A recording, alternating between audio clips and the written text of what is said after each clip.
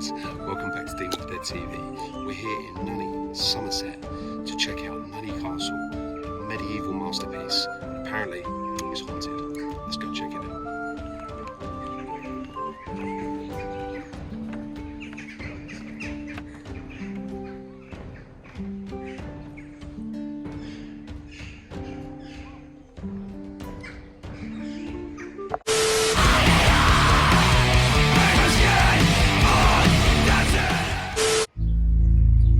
Sir John was a local knight who used to enjoy royal favours.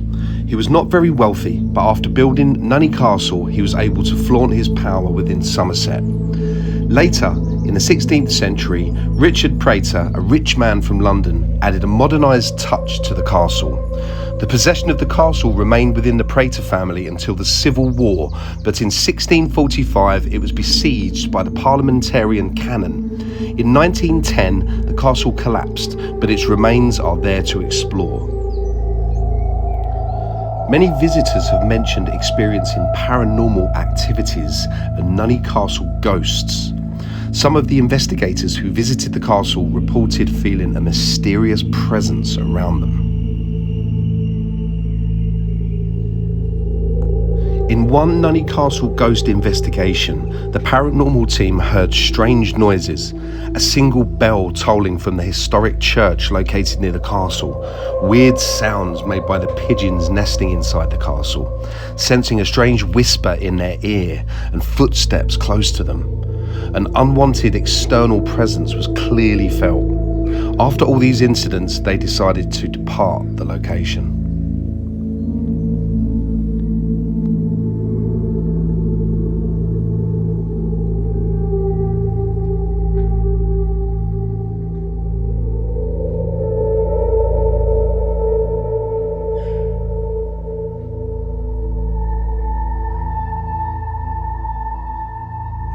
The Nunney Castle has been rumoured to host several witch trials in the past, and a ghost of one lady accused of being a witch in the 1730s still roams the grounds and corridors of the ruined Nunney Castle. It is believed that the older woman, whose castle ghost has been encountered, was killed by a water ordeal located up the Frome Road. Because of an unexpected death, her spirit is still wandering in this castle.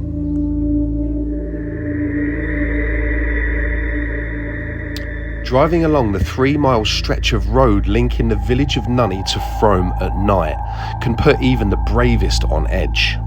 Rumour has it that in the 1970s, a phantom hitchhiker dressed in a flannel shirt had been seen attempting to catch a ride, standing in the middle of the road and even making sudden manifestations in the back of cars. Although many have disputed the story, it has been widely claimed that ghostly goings-on have occurred between the two locations.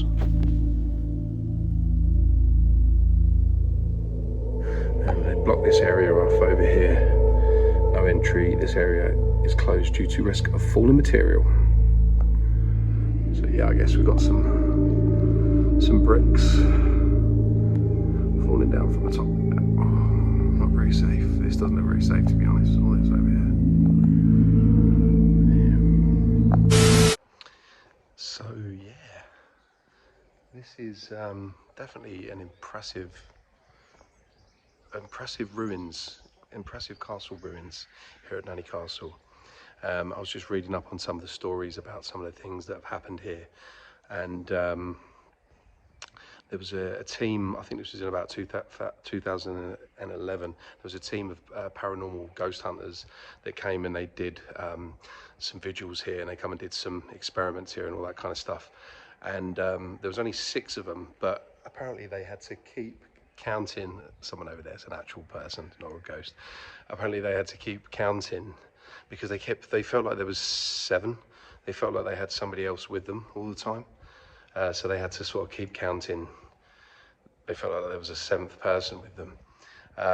One of the group members, every time he went off on his own, he kept feeling someone pressing down on his shoulders, like pressing him down.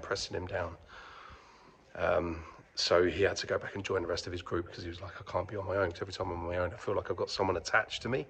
So another story from the same group of paranormal ghost hunters was that one of the women in the group felt that she kept feeling that someone was watching her from one of the windows above. So there's some, there's plenty of windows in there actually. There's plenty of windows around here. But yeah, she kept feeling that there was like a presence watching her from the windows. And then somebody else in the group said that they felt the same thing, like completely separately, like they hadn't even discussed it. And then she felt this kind of tingling in her palms, like a tingling in her hand, which is apparently like a symbol of having like an aura around you, like a presence, like an aura, tingling in your hand, feeling that presence, you know, that aura. I'm just walking around in here on my own right now. I'm not gonna lie, it's creepy. It's creepy because it's it's a big old castle ruin. There's no one in it. It's completely empty. I mean, it's not the biggest castle, but it's still big. It's a big castle, and it is creepy. If I saw or felt something, I'd be across that moat quicker than Scooby-Doo and Shaggy. I can guarantee that. Although I would like to see something, I would like to feel something, because I am a skeptic. I am a skeptic indeed. Yeah, the only time that I've ever felt any kind of spooky presence was when I used to live with my dad, which is spooky in itself. But it was me and my dad and my cousin Adam, and they both always swore that they had a bit of a sixth sense, that they could like see stuff, feel stuff. And my dad told me various stories of things that he'd seen and ghosts that he'd seen at the end of his bed and on sort of motorways, highways and stuff like that, dark country lanes, all the rest of it, and adamant that he'd actually seen them. And the same with my cousin Adam. And we all moved into this house together. My dad and Adam moved in, and then I moved in for a little while after, just somewhere to stay. They had a spare room. And my cousin Adam said, there's a ghost. Well, they both said it, but they both said it on separate occasions. And my cousin was like, there's a ghost that goes from room to room to room. It goes from my room, his room, into my dad's room, into the bathroom, into the kitchen. Now, hang on, so it went from his room into my dad's room, through the wall, into the bathroom, and then into the kitchen. And then it vanished. He apparently stood there a couple of times. He watched it as a figure of an old man, just going from wall to wall to wall. And I was like, bollocks, as if. We used to do Ouija boards in there when we come back from the pub after a few beers. We used to sit in there and do Ouija boards. Nothing, ever, nothing ever. I tell you, one day I was in there, and it was the weirdest vibe going on. So there's a little window over there. I keep catching something. It's probably just winding myself out now telling you this story. Weirdest thing. I just felt this really strange, dark vibe. And I had to get the fuck out of there. I was like, I can't be here. I don't know what came over me. I don't know what it was. It wasn't that I was getting the willies or anything like that. I was just like, there's something really weird, a really weird feeling here. I need to get out. And that was it. I packed my stuff and I was gone. Now, fast forward about a year, I'd say. And my stepbrother was dating someone. And her friend, who knows nothing of me or my dad or anything, she doesn't know who we are. Her friend moved in. So my stepbrother's, the girl that he was dating, had a friend. This friend moved into the house that me, my dad, and my cousin lived in. Because my stepbrother said, was the house address such and such a in Enfield? And I was like, yeah, that's where me, my dad, and my cousin Adam used to live. He's like, her name was Izzy. Izzy's friend has just moved into that house. Well, I say it was a house, it was a flat. It was like an apartment. You had 3 bedrooms, kitchen. It was all on one floor. She's just moved in there, and she swears blind it is haunted. She swears blind. She keeps seeing something. She keeps hearing things. She feels a really weird, dark, false, dark presence. Now, how is that a coincidence? How random is that? Now, she didn't know me. She didn't know my dad. She didn't know Adam. Moved into this address randomly. So weird. So that's my only ever paranormal experience, I guess. I guess you could call it an experience. The only ever time I've thought, oh, sod this. Yeah, I've done tons of ghost hunts. I've done an overnight ghost hunt at Margam Castle. I've done an overnight ghost hunt at Breavels Castle in Gloucestershire.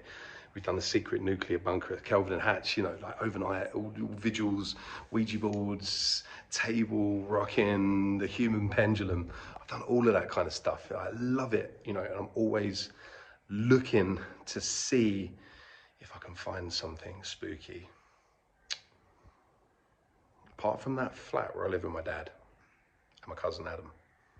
It's the only time I've ever felt really creeped out, you know. Don't get me wrong, like you turn the lights out, oh, it's spooky, blah, blah, blah. Your imagination starts going, but I want to see something, so I believe.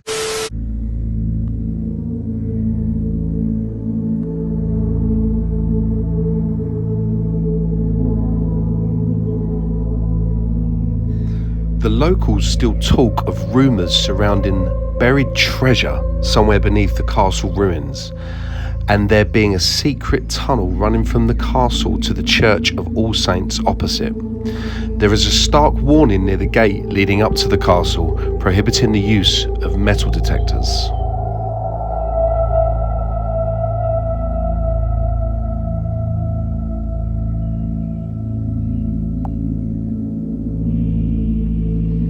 Today, Nunney Castle stands as a hauntingly romantic visage of a time long since past. Its charm enhanced by the most elegant of moats, neatly manicured lawns, babbling brook, and the quaint, peaceful village of Nunney.